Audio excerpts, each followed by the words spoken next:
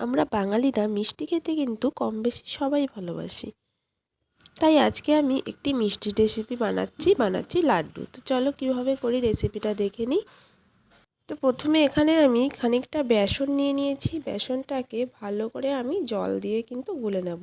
আর কিচ্ছু দিতে হবে না, শুধু জল দিয়ে কিন্তু বেসনটাকে ভালো করে গুলে নিতে হবে। তো দেখো বেসনটা আমার গোলা হয়ে গেছে।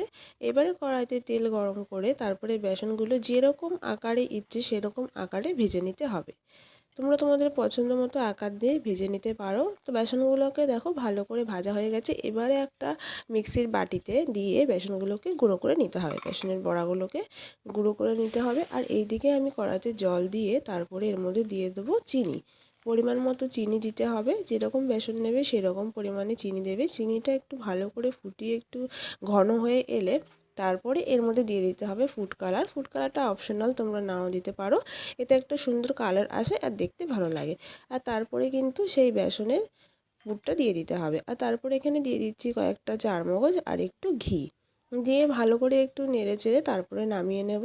তো দেখো এবারে একটু হালকা ঠান্ডা হয়ে গেলেই কিন্তু বেসনের সেই লাড্ডুগুলোকে হাত দিয়ে আমি বানিয়ে নিচ্ছি। খুবই সহজ রেসিপি বানানো, আর খেতে কিন্তু সত্যি বলছি দারুণ টেস্টি হয়েছিল। তো একবার অবশ্যই বাড়িতে বানিয়ে দেখো। আর আমার রেসিপিটা কেমন লাগলো অবশ্যই কমেন্টে জানিও। টাটা।